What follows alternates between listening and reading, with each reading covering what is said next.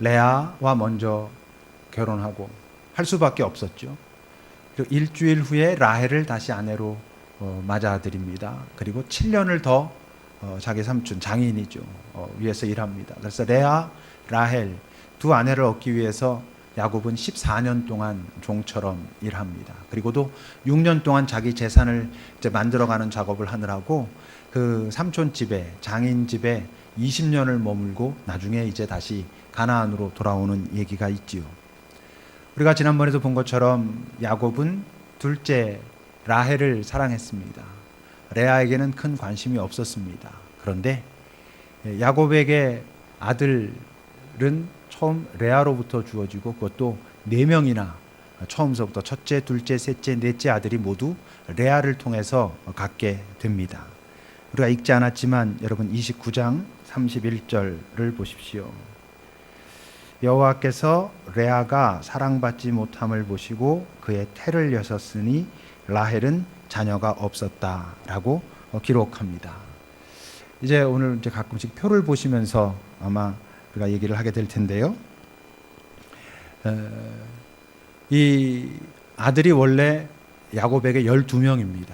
12명의 아들이 있는데 이제 그 엄마들이 4명이나 있어요. 더 정확하게 말하면 12지파라고 할 땐 또 조금 달라지지만 어쨌건 그 아들들이 이렇게 나오게 됩니다. 좀 보십시오. 이제 이 레아가 야곱의 사랑을 받지 못하는 그 레아가 첫 번째 아들을 낳습니다. 이름이 루벤인데 그 이름의 뜻이 보라 아들이라 이런 뜻입니다. 누구에게 저렇게 말하고 싶은 거겠어요? 자기 남편 야곱에게 내가 아들을 낳았다 이렇게 말하고 싶은 거죠. 근데도 당신 나를 멸시하겠느냐 그러는 것이죠. 근데 그뿐만이 아닙니다. 야곱에게 말할 뿐만 아니라 라헬에게도 말하고 싶었을 것이고 자기 자신에게도 아마 뿌듯하게 그래도 내가 아들을 낳았다 이러고 싶었겠죠. 근데 하나로 끝나지 않았어요. 두 번째 아들을 또 낳습니다. 시므온. 시므온이라고 하는 이름은 들으심. 그러니까 하나님께서 들으셨다 이런 뜻입니다. 하나님께서 들으셨다는 게 뭘 들으셨다는 거겠어요? 나의 이 멸시받는 대접받지 못하는 나의 이 마음속에 있는 깊은 한을 하나님께서 들으시고 나를 구원하셨다. 나에게 이 귀한 아들을 주셨다. 이렇게 말하는 것이죠. 나의 한 맺힌 절규를 들으셨다. 남편에게 사랑받지 못하는 한을 그리고 내 동생 라헬에게 멸시받는 이 한을 하나님께서 들으시고 내게 아들 이 들으셨다라고 말할 수 있는 시므온이라고 하는 아들을 주었다는 것입니다. 세 번째 아들이 누구? 레위. 레위는 연합함이란 뜻인데 이 연합함이 어떤 연합함이라는 의미냐 하면 이제는 내 남편이 나랑 연합할 것이다 이런 뜻입니다. 그러니까 이 당시에 그 셋이 3이라고 하는 숫자가 꽤 중요한 숫자라고 했다고 했잖아요. 그러니까 아들을 셋이나 낳았으니까 이제 내 남편이 더 이상 저 둘째에게 가서 저러지 않고 나에게 올 것이다 이렇게 말하고 있는 것이죠. 하나를 더 낳습니다. 근데 그 아들의 이름이 뭐? 유다입니다. 유다라고 하는 뜻이 찬송 이런 뜻인데 이게 어떤 의미겠어요? 하나님이 나를 사랑하신다. 하나님은 내 편이다. 이 얘기를 하고 싶은 거죠. 그래서 하나님을 찬양합니다. 여러분 그 오늘 본문 29장 35절을 한번 보세요. 그런데 그 찬양을 어떻게 하냐 하면 이렇게 찬양합니다. 그가 또 임신하여 아들을 낳고 이르되 내가 이제는 여호와를 찬송하리로다 하고 이로 말미암아 그가 그의 이름을 유다라 하였고 이제는 그의 출산이 멈췄다라고 기록합니다. 근데 여러분 잘 보세요. 오늘 35절은 정확하게 레아가 이렇게 찬송했다고 되어 있으면 내가 이제는 찬송하겠다. 이제는 찬송할 수 있다라고 말했다는 거예요. 이게 무슨 뜻이겠어요? 자기의 이제 상황이 여유로워졌다는 거겠죠. 이젠 좀 살만해졌다는 거예요. 이젠 내가 하나님을 찬송할 수 있겠다. 이젠 드디어 하나님이 나를 이렇게 지켜주셨다는 것이 분명하니까 내가 그를 이젠 찬양하겠다. 어떻게 생각해 보면 이 찬양이 되게 귀한 것 같고 또 분명히 뭐 귀하기도 하지만 이 찬양은 어떤 찬양입니까? 자기의 상황 때문에 나오는 찬양. 이전에는 결코 그럴 수 없었는데, 다시 말하면 이전에는 절대로 찬양할 수 없었는데 이제는 이렇게까지 해주시니까 이제는 내가 찬양할 수 있게 되었다, 이런 이야기입니다. 비교해 보니까 내가 더 괜찮은 것 같아서 나오는 찬양이 우리 안에 얼마나 많은지 몰라요. 라헬은 자식이 없어요. 남편의 사랑받는 듯하지만 쟨 자식 없어. 근데 나는 아들을 넷이나 낳았어. 이전까지 내 남편이 라헬을 사랑하고 나는 좀 경원시할 때 나는 그땐 절대 찬양할 수 없었지만 이젠 내가 아들을 넷이나 낳았으니까 이젠 내가 찬양할 수 있어. 이런, 그가 그걸 뭐 의식적으로 생각이 했겠습니까마는 그것이 지금 펴져 나오고 있는 것이지요. 그러니까 지금 레아가 찬송하고 있지만 그 찬송의 초점은 내게 이 일을 이루신 하나님이 아니고 그가 내게 주신 자식들, 아들들, 그것이 찬양의 초점인 것입니다. 하나님을 찬양하는 것 같지만 이 사람의 그 마음속은 실제로는 뭐냐 하면 아들들을 주셔서 그 아들들을 찬양하는 것과 마찬가지라는 것이죠. 이게 어떤 차이가 있냐 하면요, 이런 종류의 찬양은 그 찬양을 어떤 사람들은 들으면서 더 좌절하고 더 실망하고 더 아파하는 사람이 생겨나는 찬양입니다. 내 상황이 이렇게 나아졌고 이렇게 좋아졌고 남들보다 괜찮아졌기 때문에 나오는 찬양, 그때가 되었으니까 드디어 이제야 할 수 있게 된 찬양, 그 찬양은 내 옆에 아픈 사람을 만들게 돼 있어요. 간증이 그렇다고 했잖아요. 많은 사람들의 간증을 들어보면 그 간증이 정말 그 하나님을 초점으로 하여 하는 것 같지만 잘 들어보면 그 하나님과의 관계 속에서 내가 얻은 것들이 강조되고 있는 간증들이 얼마나 많은지 몰라요. 그래서 많은 사람들이 그 간증을 듣게 되면 하나님을 찬양하지 않을 수는 없지만 그의 마음속엔 더 큰 좌절이 있어요. 나도 저 사람 이상으로 열심히 그랬는데 근데 나는 왜 이래? 이러기가 쉽다고 하는 것이지요. 많은 간증들이 하나님의 역사를 찬양하는 것 같지만 사실은 그 하나님께 자기가 힘듦에도 불구하고 얼마나 자기가 이렇게 했는지에 대한 자기 자랑을 하고 있는 경우들이 참 많다는 거예요. 물론 본인은 잘 의식하지 못하고 그렇게 하죠. 그게 꼭 뭐 나쁘다라고 말할 수는 없지만 그것이 아주 성숙되어 있다, 정말 하나님을 그가 드러내고 있다라고 말하기는 쉽지 않은 찬양과 간증들이 많이 있습니다. 여러분, 우리가 무언가 어떤 일을 통하여 하나님을 찬송할 때 그 찬송의 초점이 정말 하나님인가를 확인해 봐야 합니다. 왜냐하면 찬송의 초점이 정말 그 일을 이루신, 그것을 내게 허락하신 하나님이 될 때라야만 내게 허락하신 것이 내 주변에 있는 사람들에게로 흘러갈 수 있기 때문에 그렇습니다. 하나님을 찬양하는 것 같지만 그 찬양의 초점이 내가 갖게 된, 내게 허락하신, 내게 주신, 내가 취한, 더 나아가서 내가 쟁취한 그것이 되면 그것은 절대로 내 주변에 있는 사람들과 나눌 수가 없어요. 남들한테 흘러가지 않습니다. 그래서 우리가 하나님을 찬양할 때도 내가 정말 무엇이 지금 나에게 가장 큰 찬양의 이유인가를 잘 생각해 보지 않으면 실제로 하나님께서는 내가 너한테 그렇게 하라고 준 것 아닌데 이러실 수도 있다고 하는 거지요. 오늘도 어떻습니까? 아들을 넷이나 하나님께서 허락하셔서 하나님을 찬양하는 것 같지만 그 찬양으로 인하여 지금 둘째 라헬은 소외되고 있습니다. 그는 더 힘들어집니다. 아파집니다. 억울해집니다. 그런 찬양을 지금 하고 있는 것이지요. 그러니까 라헬은 어떻겠어요?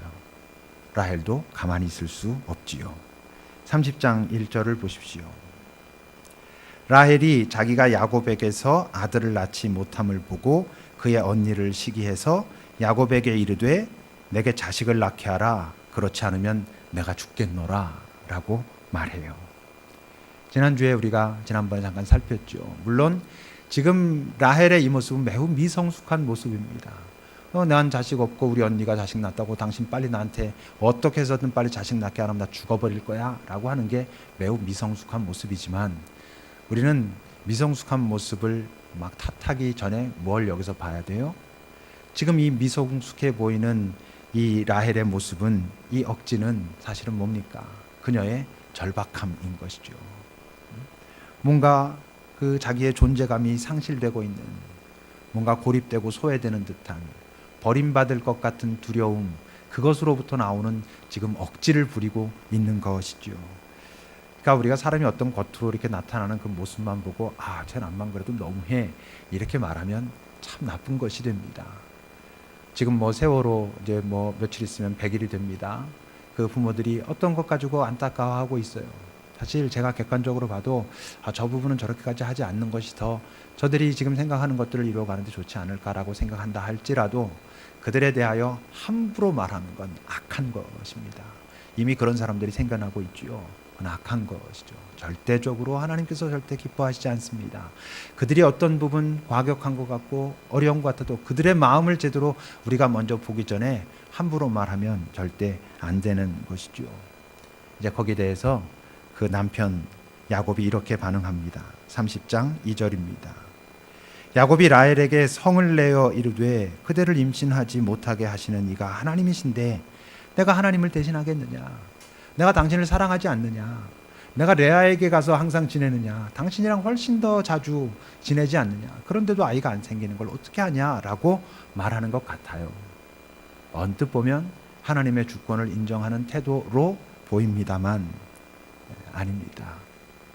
사실은 뭐겠어요? 라헬이 저렇게 막 억지 부리고 막 고집 부리고 앙탈을 부리니까 라헬의 입을 막으려고 하나님을 끌어들이는 것 뿐이지요. 우리는요, 하나님의 이름을 말하고 하나님의 주권을 말하는 것 같지만 사실은 자기 안에 있는 그 냉정함을 감추려고 또는 남의 아픔에 동참하는 피곤함을 피하려고 하나님의 이름을 좀 속된 말로 들먹일 수 있어요.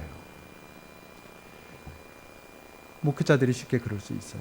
그의 아픔과 깊이 나누기 전에 기도하십시오 할 수 있지요. 하나님의 뜻이 있습니다 라고 말할 수 있지요. 그게 하나님의 뜻이겠습니까? 그렇게 말하는 게 아닙니다. 뭐 얼마 전에 나왔던 총리 후보자는 뭐가 하나님의 뜻이고 하나님의 뜻이고 이렇게 말합니다. 하나님의 뜻은 그렇게 말하는 게 아닙니다. 하나님의 뜻을 말하려면, 특히 아픈 자들에게 하나님의 뜻을 말하려면 그 아픈 자들이, 약자들이 도대체 이 하나님의 뜻이 도대체 이게 뭡니까? 라고 물을 때, 사실 그렇게 물을 때도 이게 도대체 뭐 하나님의 뜻이 뭡니까? 라고 물을 때 그게 뭐라는 게 궁금하다는 거겠어요? 아니에요. 하나님의 뜻이 뭔지 모르겠다는 것이죠. 알고 싶지 않다는 것이죠. 그럴 때도 섣불리 하나님의 뜻이 어쩌고 저쩌고 하면 안 됩니다. 그리고 하나님의 뜻은 누가 말해야 되겠어요? 그 아픈 자들이 그 아픔을 통과하고 나서 그때는 정말 견딜 수 없었는데 지나고 나니까 하나님의 뜻이 이런 것 같습니다라고 할 때 그것이 정말 하나님의 뜻이 서로 잘 식별해가면서 살 필요는 있지만 함부로 그렇게 말하면 안 되는 것이죠. 야곱이 지금 말하는 건 굉장히 하나님의 뜻을 강조하고 하나님의 주권을 인정하는 것 같지만 아니요. 한 발자국 뒤로 물러서고 싶은 것입니다. 별로 깊이는 관여하고 싶지 않아서 그런 것이죠. 이거랑 비슷한 경우가 성경에 또 한 곳이 나옵니다. 사무엘의 엄마 이름이 한나입니다. 너무 빨리 비춰주셨네요. 사무엘의 엄마 이름이 한나인데 그 한나의 남편이 엘가나였습니다. 근데 그 엘가나에게도 아내가 둘이었어요. 브닌나라고 하는 또 다른 아내가 있었어요. 근데 브닌나는 아이가 있고 한나는 아이가 없었어요. 근데 이 브닌나라고 하는 둘째 아내가 하여튼 어떤 수를 써서든지 한나를 굉장히 괴롭혔어요. 특히 명절 때나 이럴 때가 되면 그 자식 데리고 막 엄청 괴롭히고 막 이렇게 했어요. 그래서 한나가 많이 슬퍼합니다. 이제 그런 장면에서 오늘 본문이 이제 한나가 엘가나가 말하고 있는 장면입니다. 사무엘상 1장 8절을 보면 그의 남편 엘가나가 한나 그녀에게 이르되 한나여 어찌하여 울며 어찌하여 먹지 아니하며 어찌하여 그대의 마음이 슬프냐 내가 그대에게 10 아들보다 낫지 않으냐 라고 말해요. 하나님 얘기 한마디도 없죠. 근데 이게 하나님의 뜻인 거예요. 그냥 그녀의 지금 아픔 속에 갇히면서 왜 안 먹어? 왜 그렇게 힘들어해? 왜 그렇게 아파해? 당신이 아들 못 낳았지만 내가 그거 갖고 뭐라 그러지 않았잖아. 그것 때문에 내가 실망하지도 않았잖아. 내가 당신에게 10 아들 있는 것보다 더 낫게 내가 이렇게 하고 있잖아. 이러고 같이 머물러 있는 것, 이게 하나님의 뜻인 것입니다. 근데 쉽사리 하나님께서 그렇게 하시는데 내가 어쩌라고 하는 것은 하나님의 뜻을 말하는 것 같지만 사실은 하나님을 끌어들여 가지고 자기가 편해지고자 하는 그런 마음이 그 안에 숨겨져 있지요. 지금 야곱은 그런 것입니다. 그럼에도 불구하고 어쨌건 라헬은 어떨 것 같아요? 자기 언니랑 그 대결에서는 결코 지고 싶지 않은 것이죠. 그래서 이제 오늘 다시 본문 30장 3절과 4절을 여러분 보세요. 라헬이 이르되 내 여종 빌하에게로 들어가라. 그가 아들을 낳아 내 무릎에 두리니 그러면 나도 그로 말미암아 자식을 얻겠다 하고 그 시녀 빌하를 남편에게 아내로 줬더니 또 야곱이 거기 또 들어갔어요. 지금 라헬은 그야말로 무슨 수를 써서라도 언니한테 이기고 싶었고 뭐 어떻게 그렇게 하고 싶은 건데, 여러분 우리가 어떤 상황 속에 아주 시기심에 빠져가지고 아주 내가 무슨 수를 써서라도 여기선 빨리 이겨야 되겠다, 빨리 벗어나야 되겠다 이런 마음에 확 빠지게 되면 우리가 놓치기 쉬운 게 있는데, 그런 마음으로 지금 내가 내리는 선택이 더 큰 혼란을 야기할 수도 있다는 것을 우리가 놓치기가 너무 쉬운 거죠. 지금 라헬이 자기 언니는 애를 낳는데 자기는 못 낳으니까 자기 여종 빌하를 남편에게 줘가지고 하더라도 마치 누가 떠올라요? 사라가 하갈에게 하듯이 지금 자식 낳아가지고 그 시대의 문화는 그런 거니까 내가 하겠다 이러고 있는 거예요. 자식을 낳긴 낳습니다. 보면 여러분 단이라고 하는 아들을 낳아요. 단이라고 하는 그 아들의 이름이 뭐라고? 여러분 그 표를 보시면 억울함을 푸셨다. 맨 밑에 나오죠. 억울함을 푸셨다 이런 뜻이에요. 또 여섯 번째를 또 낳습니다. 납달리, 경쟁하여 이겼다 이런 뜻이에요. 이 이름 누가 붙였을 것 같아요? 라헬이 붙였죠. 라헬이 지금 그렇게 붙인 거예요. 뭐라고? 내 억울함을 풀어주셨다. 그리고 또 뭐? 경쟁에서 내가 드디어 이겼다. 문제는 정말 억울함이 풀렸을 것 같아요? 아니요. 억울함이 어떻게 저렇게 해서 풀리겠어요? 경쟁에서 정말 이겼을까요? 아니요. 뭘 경쟁해서 이기겠어요? 저렇게 해가지고. 그렇게 자기가 그렇게 믿고 싶은 거죠. 그렇게 말하고 싶은 거죠. 근데 실제는 어떻습니까? 자기가 신경 쓸 또 한 사건만 지금 벌어진 것입니다. 이 뒤에 보면 이제 레아도 자기 여종을 또 줘가지고 또 자식 낳습니다. 근데 레아와 라헬은 어떻게 달라요? 레아는 이미 자기 아들 넷이 있어요. 거기서 지금 또 이렇게 얻는 것뿐이고, 라헬은 자식이 없어요. 자식이 없는데 자기 종을 통해 가지고 이르는 거예요. 전혀 다르죠. 근데 지금 라헬은 그렇게 믿고 싶은 거예요. 내 억울함은 풀렸다. 그리고 나는 이제 이겼다. 그 속은 어떨 것 같아요? 더 독해지는 것이죠. 더 깊은 상처와 더 깊은 어떤 눈치와 이젠 더 다양한 형태의 그 어려움이 그녀 앞에 놓여지게 된 것이죠. 그런데 또 레아가 가만히 있겠어요? 이제 레아도 가만히 있지 않아요. 9절을 보세요, 여러분. 30장 9절을 보면 레아가 자기의 출산이 멈춤을 보고 이번엔 또 자기의 시녀 실바를 데려다가 야곱에게 줘서 아내로 삼게 했대요. 야곱 좋을 것 같아요? 막 여기저기서 아내들이 막 생겨요. 그래서 낳은 아들이 7번째 아들이에요. 갓이라고 하는 아들인데 그 아들의 이름은 복되다 이런 뜻이에요. 복됨. 그 8번째 아들을 낳습니다. 아셀이라고 하는 아들을 낳는데 그 아들의 이름은 기쁨이래요. 분명히 여러분 지금 라헬과 레아의 분위기가 좀 다르죠. 라헬은 아까 자기 종을 통해서 아들을 얻었을 때 뭐라 그랬어요? 억울함이 풀렸다, 내가 이겼다, 뭐 좀 전투적이에요. 근데 지금 레아는 어때요? 복되다, 기쁘다, 여유가 있어요. 이미 지 자식 4개가 있으니까, 4개라 그러면 안 되지, 4명이 있으니까 벌써 좀 여유가 있는 거예요. 근데 이 여유가 뭐로부터 오는 여유라고? 많은 것이 주는 여유예요. 그죠? 그 많은 것이 주는 여유가 있습니다. 큰 집이 주는 여유가 있을 겁니다. 아마 제가 옛날에만 살아보고 지금 좀 살아본 적이 없었고 기억이 잘 안 나는데 큰 집이 주는 뭐 여유가 있겠죠. 관리비에 대한 부담감은 있겠지만 내가 뭔가를 많이 가졌을 때 갖게 되는 여유가 있어요. 틀림없이.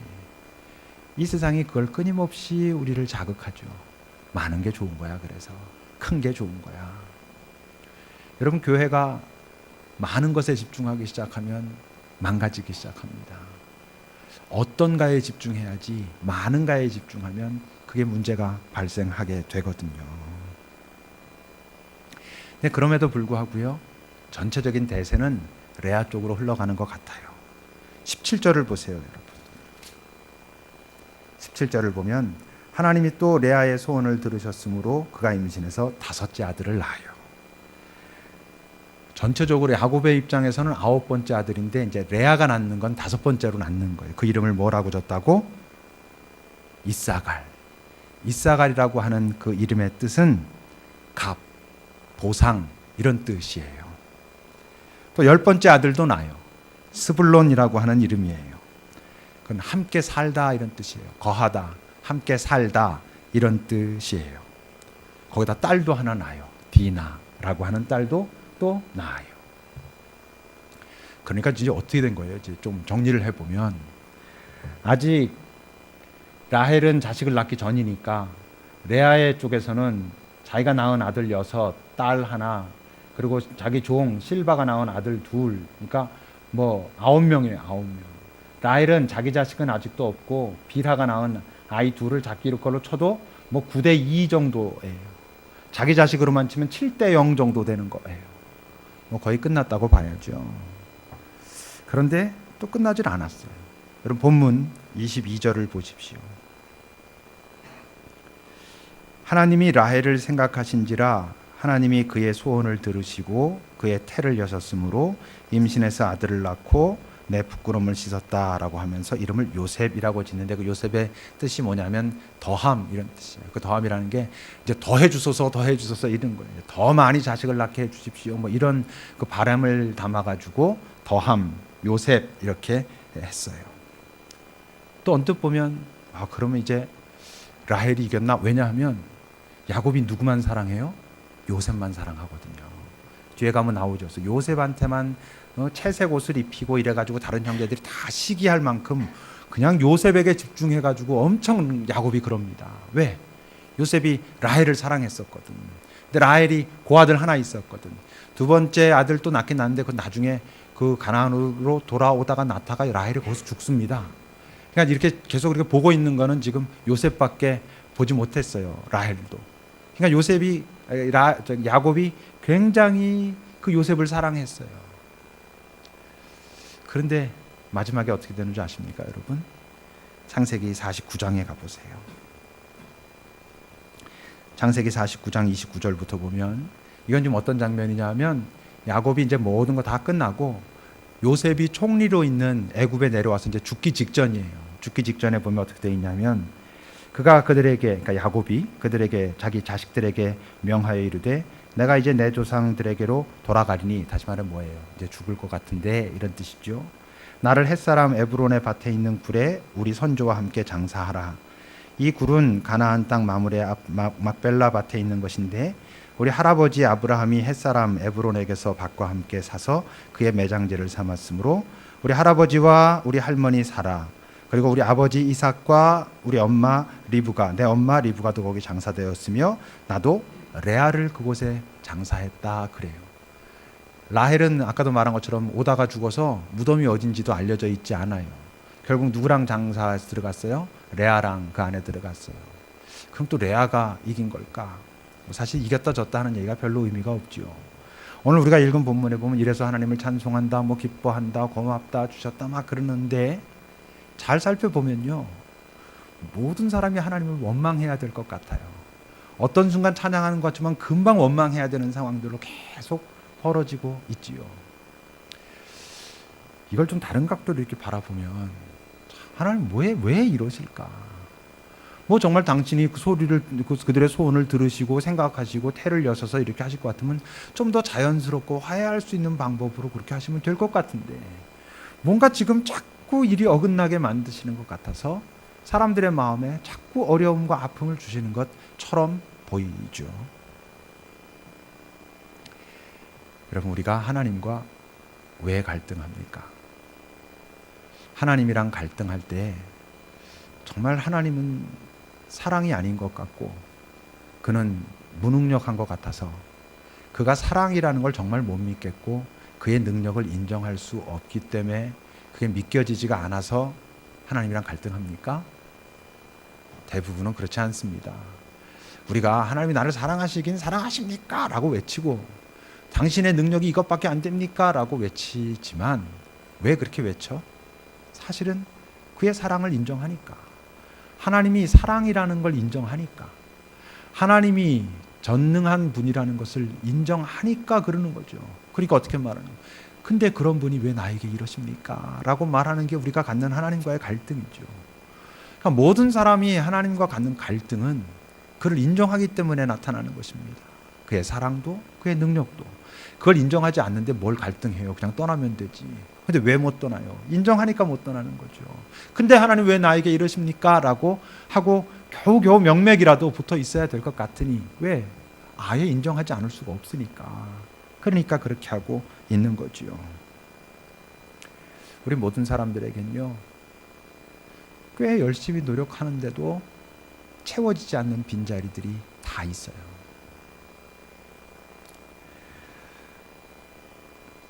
다른 건 안 돼도 되니 그거는 꼭 됐으면 좋겠는 게 있는데 잘 안 돼.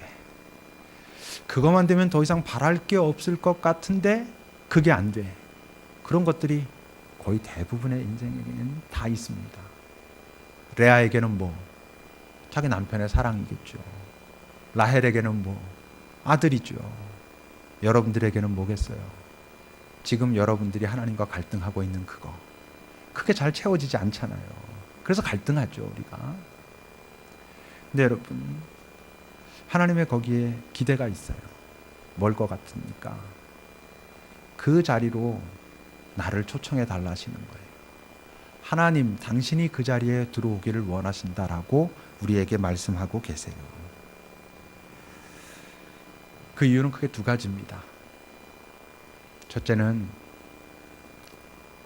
지금 내가 그렇게 바라고 있는 것, 그것만 되면 더 이상 바랄 게 없을 텐데, 그래서 그게 됐기 때문에 더 이상 바랄 게 없게 되는 인생은 없어요. 지금은 그런 것 같을 뿐이죠. 그게 지금 나에게 가장 딱 박혀 있기 때문에 그런 것 뿐이지, 그것만 되면 더 이상 바랄 게 없을 것 같은데 그것으로는 행복해지지 않거든요. 왜? 행복의 본질이 하나님이시기 때문에. 하나님이 내 안에 들어오시고, 아, 하나님 당신이 내 안에 계심으로 제가 만족하고 감사합니다 라고 했을 때 내가 그토록 적어 다니면 안 된다고 생각하던 그것이 훨씬 가벼워지고, 내가 갖더라도 그리고 난 다음에 가져야 그것을 내가 잘 누릴 수 있어요. 저것만 있으면 내가 정말 될 것 같은데, 그래서 무슨 수를 써서라도 그것을 내가 갖고 나면 내가 그것을 잘 누릴 수 있을 것 같지만, 아니, 그렇지 않아요. 그거에 매여 살죠. 그것이 나를 다시 속박하는 경험을 우리는 하게 되거든요. 그래서 하나님은 특히 저것만 주시면 되는데 왜 요거를 그렇게 안 하십니까? 라는 것을 주시기 전에 먼저 우리에게 뭘 요구하시냐면, 네 그 마음 빈자리에 내가 좀 가 있기를 바란다, 이렇게 말씀하고 계세요. 또 그분이 내 안에 계시기를 원하시는 두 번째 이유는 그분이 행복의 본질이기 때문에 그렇기도 하지만, 또 아주 중요한 이유는요, 그분이 내 안에 계셔야, 바로 적어 다니면 안 된다고 생각하는 그 자리에 주님이 계셔야 이미 내게 허락하신 것들의 소중함을 다시 자각할 수 있어요.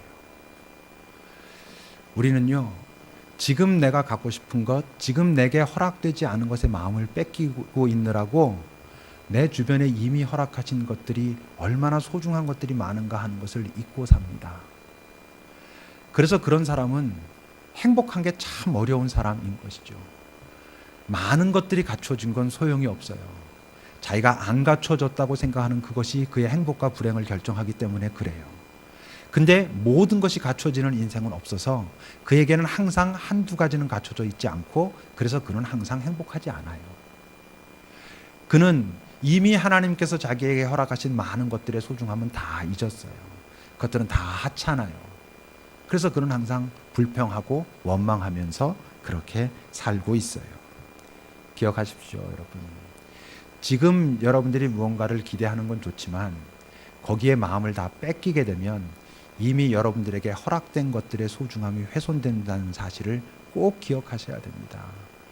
그러지 않으면 여러분들의 입에서 나오는 건 불평이고 불만밖에 없어요.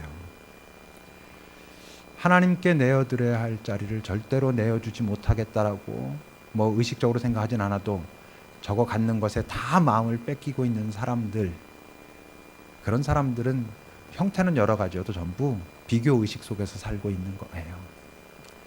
그럼 사람들이 많이 갖겠다고 그러는 게 아닙니다. 많이 갖겠다고 지금 싸우고 있는 게 아니고 더 갖겠다고 싸우고 있는 것입니다. 남들보다 더 갖겠다고. 우리나라에서는 얼마 안 되는데 그 분량이면 저 아프리카 어디에 아주 가난한 나라에 가면 참 잘 산다고 하는 뭐 그런 논리로 잘 산다고 하는 소리를 들을 수 있어요. 왜 여기선 그만큼 갖고 저기선 그렇고 뭐 같은 걸 먹을 텐데도 왜 그런 줄 알아요? 여기서는 내가 덜 가졌거든. 나보다 더 가진 사람들이 많거든. 그러니까 많이 갖는 주제가 아니에요. 더 갖는 것이 주제지. 그래서 행복할 수 없는 거예요. 사단이 그 부분을 건드리거든요. 열심히 노력했어요. 이전보다 많아졌어요. 그런데 정신 차려보니까 나보다 더 가진 사람이 또 많아요. 그러니까 또 행복하지 않아요. 세상 끊임없이 우리를 그렇게 이끌어가고 있어요. 거기에 우리가 속고 있지요. 근데 하나님으로 채우면, 그 자리를 먼저 하나님으로 채우면 비교의식이 없어지고 피조의식이 생기게 돼 있어요. 하나님으로 내가 충만하면 하나님이 나를 만드셨지라고 하는 피조의식. 피조의식을 다른 말로 하면 그 유니크예요. 나 하나의 독특함. 그래서 그것은 비교하지 않아요. 나라고 하는 존재를 하나님께서 만드셨다라는 것에 감사할 수 있어요. 비교의식이 아니라 피조의식이 있어야 내게 허락된 것을 감사하며 살 수 있어요. 하나님이 나를 만드셨고 지금 내가 가지고 있는 것들은 하나님께서 내게 허락하신 것들이다라는 것이 충만해야 그게 그에게 감사와 행복의 마음을 갖게 하는 거예요. 그때 그가 갖는 관심은 남들이 얼마나 더 가졌는지 이런 게 아니고 나다워진다는 게 뭔지 그거에 관심을 갖지요. 피조의식이 있어야 나다움에 관심이 있어요. 저 사람이 어떤 것에 큰 관심이 있는 게 아니라 그 사람은 그 사람다워지게 하기 위해서 축복하지만 나의 관심은 과연 하나님이 나를 만드셨다면 내가 나다워진다는 게 과연 뭘까? 그거를 고민해요. 그 고민으로 나아가는 도구들이 뭐예요? 이미 내게 허락하신 것들. 그것들을 감사하면서 이제 하나님이 나를 이끄시고자 하시는 그곳이 어디인가를 고민해요. 여러분, 우리의 인생에는 그 고민이 있어야 돼요. 나다워진다는 것에 대한 고민.